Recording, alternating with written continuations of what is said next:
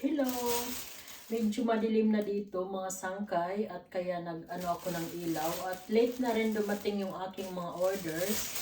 So ipakita ko po sa inyo yung aking mga binili ngayon. Binili ko ito online, mga pagkain. Meron akong rucola. Ito yung blood orange. Yung pula yung laman nito, yung orange. Ano yung blood orange? Blood orange? Hindi ko alam sa ano sa English. Tapos meron akong organic lemon. Meron din akong kiwi gold. Yung kiwi gold na ito ay yung matamis, hindi yung maasim. Lagay ko muna dyan sa baba. Meron din akong yung indig salad. Ang cute naman ito. Ano siya, organic. Tapos, meron akong cheese, grated cheese. Meron din akong smoke, mackerel. Ayan, gustong-gusto ko itong smoke mackerel. Tapos, meron din akong para sa tinapay, sausage. Ganito yung sausage nila dito. Tapos yung fish yan na maliliit. Na ko lang, yung ginaganon ko lang. Ano din ito, yung smoke din. Kaya ready to eat na. Yan. Mayroon akong liver spray. Ganito yung liver spray. Pero itong liver spray na ito ay wild pork. Yung baboy ramo. Yan ang liver niya. So, meron akong tinapay, yung German na yung pandesal ng mga dito sa Germany, ilalagay lang sa back oven. Meron din akong apple mousse. Masarap ito, yung ginagawa ko ito, nilalagay sa pancake.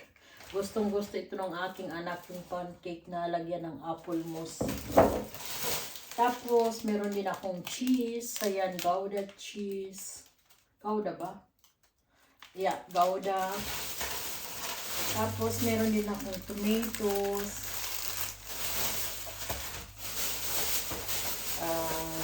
Meron akong spinach.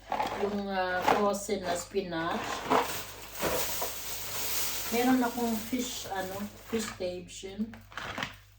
Ayan. Fish station. Tapos, meron akong para kartoffel, potato puree. Yung kailangan pa ito lutuin. Lagyan lang ng milk. Tapos, painitin. Tapos, ilagay dito sa... Ito yung ginagawa ko. Yung mga German, ito yung kartoffel puree, spinach, at saka yung fish. Ito, pinagsasama-sama. Masarap yan pang lunch or dinner. So, karin na din akong cucumber. Binili ko yung cucumber, yung bio or organic. Tapos meron din ako Mexican wraps. Ayan. At juice, orange juice. Ayan. Para ko ito sana sa aking anak. Kaya lang hindi siya makakarating. So, ako lang nagkakain na naman ito. Kala ko pupunta siya ngayon. So, meron akong kikuman. Yung kikuman na ito, ang pinipili ko yung walang sugar. Wala siyang sugar. Tapos, meron din akong honig or honey melon. Honig melone. Yan ang ganda. Ang laki. So, yan po. Tapos, meron din akong pagka yung may ubo-ubo. Meron akong candy para sa ubo. Tapos, yan din, dalawang flavor. So, yan lang po mga sangkay ang aking vlog for today. Sana nagustuhan ninyo. Meron pa ako dito mga may mga prutas pa ako dito. Yan, yung pomelo. Pinili ito ng asawa ko. Siyang namimili sa amin sa sa store. Pagka pumupunta talaga siya sa store. Pero ako naman, dito lang ako sa bahay.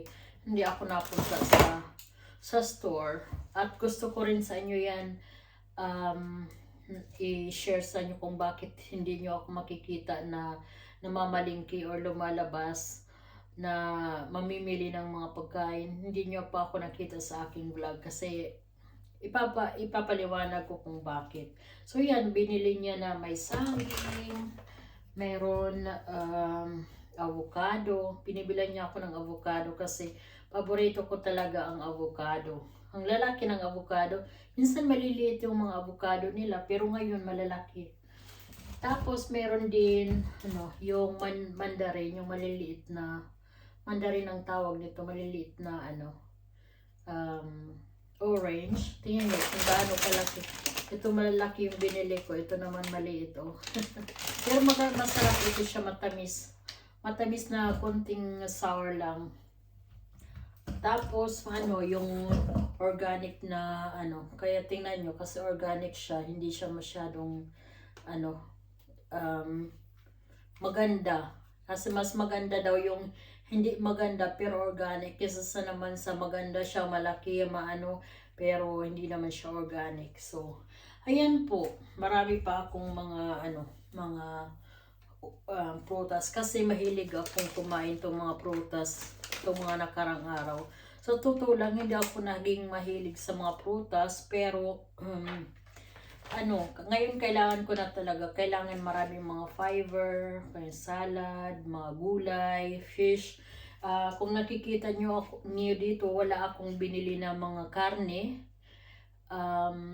Nakikita niyo yung aking likod, nagluto kasi ako ng isda. Bumili ako kanina sa supermarket ng aking asawa. Dito pagdating ng weekend, mayroon kami dito sa malapit sa amin pagdating ng weekend, makakabili ka din ng isda. Dati may mga gulay silang binibinta pero ngayon wala na kasi maliit lang yung baryo namin. Kaya hindi siguro sila na pumupunta dito kasi hindi siguro kunti lang siguro bumibili. So kanina pumunta kami doon sa malaking market. Kaya nakabili ako ng isda. Hindi ako bumili ng mga gulay kasi nga may in-order na ako kahapon itong mga tapos yung asawa ko mayroon din binili nung isang araw, so marami pa ako sa ref. Kaya ito isda lang yung binili ko kanina. Ang ginawa ko, bali 1.5 kilo, 3 magkakaibang isda, tapos tatlong recipe din ang ginawa ko. Gumawa ako ng paksiw, preto at saka sinigang. Tapos ang ginagawa ko kasi ako lang naman ang kumakain, yung asawa ko hindi, inilalagay ko yan sa lagayan mga box. Tapos freezer ko para pagka yung gusto ko nang kumain or hindi na ako magluluto, painitin ko na lang. Kaysa sa naman i-freezer ko na fresh, hugasan tapos i-freezer. Ang ginagawa ko, mas maganda na lang niluluto muna at saka ko i-freezer. So yan po mga sangkay, yun lang po ang aking vlog for today. Yung mga pinamili ko ngayon na para sana sa anak ko, ngayon ako na lang kakain.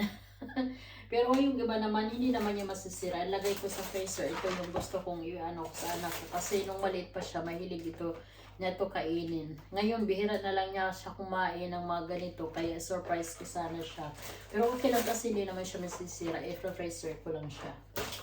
So yan guys, thank you for watching. Hanggang susunod ko na lang ulit na vlog. Mag-iingat po kayo lagi. Ako po si Pearl. Bye. God bless.